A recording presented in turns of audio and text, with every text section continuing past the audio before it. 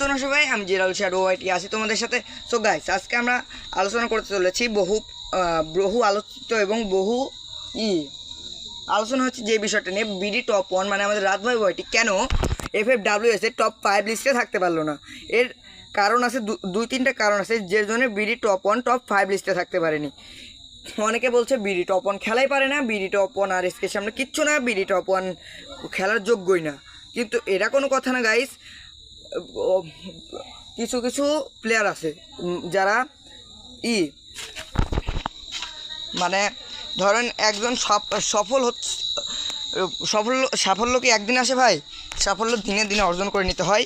কিন্তু BD top 1 মানে রাত ভাই ওয়াইটি অনেক পরিশ্রম করছে, তারা এক্সপিরিয়েন্সের সাথে পারছে না।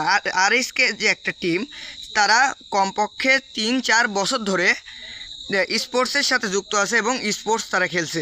তাদের এক্সপিরিয়েন্স স্পোর্টসের প্রতি অনেক। যেমন দেখো, আর এসকেরা অনেক ভালো টিম, কিন্তু কোনো সময় তাদেরকে রিজন মানে গ্র্যান্ড মাস্টার টপ 1 টপ 2-তে দেখা যায় না। কিন্তু অলওয়েজ বাংলাদেশ টপ 1-এর কোনো না কোনো প্লেয়ার রিজনে টপ 1 টপ 2 টপ 10-এর ভিতর অবশ্যই থাকে, কারণ তাদের স্পোর্টসের দিকে ধ্যান কম। তারা সব কিছু টপ 1 2 3 4 এগুলো ডান দেওয়ার চিন্তায় থাকে। আর এসকে একটা টিম যারা প্রতিনিয়ত টুর্নামেন্ট খেলে। আর এসকে কিছু আর এসকে জব ব্রেকার্স, তারপর এক্সট্রিম অ্যাটাক্স, এনাদের কিন্তু কোনো সময় গ্র্যান্ড মাস্টারের টপ 1 টপ 2 এদের দেখা যায় না, কারণ এনারা টুর্নামেন্ট বেশি খেলে এবং প্র্যাকটিস করে। তারা বিআর সিএসের দিকে অতটা মনোযোগ দেয় না। তাদের সর্বোচ্চ হলো হিরোইক বা মাস্টার বা ইলাইট হিরোইক, এর বেশি তাদের দেখা যায় না। তারা সেই জন্য তারা টুর্নামেন্টের এক্সপিরিয়েন্স তাদের বেশি থাকার কারণে তারা সবসময় বাংলাদেশ টপ 1 থেকে একটু এগিয়ে থাকছে। বিডি টপ 1-এর আরেকটা কারণ হচ্ছে তাদের টিম কম্বিনেশন হতে পারে, কারণ বিডি টপ 1-এর টিমে ছিল হচ্ছে শুভ 69, তারপর হচ্ছে প্রান্ত দাদা বাংলাদেশ টপ 1 আর মেহেদি ভাই হয়তো। কিন্তু শুভ 69 তাদের টিমের ফার্স্ট রেসার ছিল, তার উপর ভরসা করেই তাদের টিমটা অনেক দূর পর্যন্ত যেতে পারতো। শুভ 69 মানে আমাদের শুভ 69 ভাইয়ের বয়স কম থাকার কারণে সে FFWS খেলতে পারেনি, এটা একটা প্রবলেম হতে পারে। তারপর হতে পারে তাদের মানে বলা যায় তাদের প্র্যাকটিসে কোনো কমতি নেই। তারা স্পোর্টস নিয়ে এর আগে সিরিয়াস ছিল না, তারা স্পোর্টস নিয়ে গত 3-4 মাস ধরে সিরিয়াস হয়েছিল। তাছাড়া তাদের স্পোর্টসের দিকে কোনো মনোযোগী ছিল না। বাংলাদেশে ফ্রি ফায়ারটা যখন আনব্যান্ড হয় এবং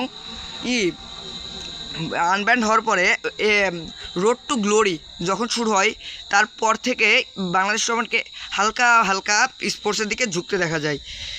তখন থেকেই বাংলাদেশ টপ 1 স্পোর্টসের দিক হালকা যখন ধ্যান দিতে শুরু করে, তখন তার প্রচুর ফ্যান বেস তৈরি হয়। আগে তো অনেক ফ্যান বেস ছিলই, তারপর আরও অনেক বেশি তৈরি হয়। তারপর থেকে বাংলাদেশ টপ 1 স্পোর্টসের দিকে তুমুলভাবে আগাতে থাকে, যার ফলে বাংলাদেশ টপ 1 আমাদের স্পোর্টস কমিউনিটিতে ঢুকতে পেরেছে। কিন্তু তার আগে তো ভাই তারা রিজন কাঁপিয়ে বেড়াতো, বাংলাদেশ সার্ভার কাঁপিয়ে বেড়াতো। তাদের স্পোর্টসের দিকে সেরকম কোনো মনোযোগী ছিল না। আমরা বলতে পারি এজন্যই তারা হচ্ছে টপ 5-এ লিস্টে মানে FFWS-এর টপ 5 লিস্টে থাকতে পারেনি। আর তাছাড়া কোনো কারণ নেই আমার জানা মতে। আর ভাই আরেকটা কথা, আর এসকে জব ব্রেকার্স এরা কি 1-2 দিনে এত ভালো টিম হয়েছে? 1-2টা টুর্নামেন্ট খেললেই এত ভালো টিম হয়ে গেছে? তারা সেই 2018-19 সাল থেকে টুর্নামেন্টে কাঁপায় বেড়াইতেছে জব ব্রেকার্স। তারপর এখন আর এসকে, এদের সাথে অন্যান্য স্কোয়াডের তুলনা করা এখন যায় না। এদের সাথে বিডি টপ 1-এর তুলনা এখন করা যায় না। যখন এরকমভাবে বিডি টপ 1-রা 1-2 বছর টুর্নামেন্ট খেলে ফেলবে, তারপর তাদের সাথে জব ব্রেকার্স আর এসকে এনাদের তুলনা করা যায়। কিন্তু গেম প্লের দিক দিয়ে তুলনা করা যায়, কিন্তু এক্সপিরিয়েন্সের দিক দিয়ে না, বিডি টপ 1-রা একটু পিছিয়ে আছে জব ব্রেকার্স এবং আর এসকের থেকে। এই জন্যই তারা মূলত টপ 5 লিস্টে FFWS থাকতে পারলো না, এটাই হতে পারে মূল কারণ। আর চদর অনেক ইউটিউবার আছে যারা বলছে এসকে আর বিডি টপ 1 মানে আমাদের রাত ভাই ওয়াইটি কোনো খেলাই পারে না, তাদের স্কোয়াড খেলার যোগ্যই না। ভাই আমরা গিরগিটির থেকেও খারাপ, আমাদের রং বদলাতে 2 সেকেন্ডও টাইম লাগে না।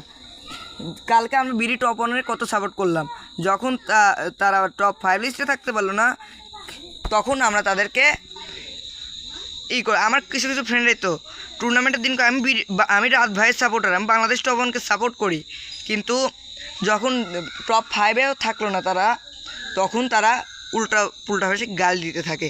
এটা কিন্তু সঠিক না ভাই।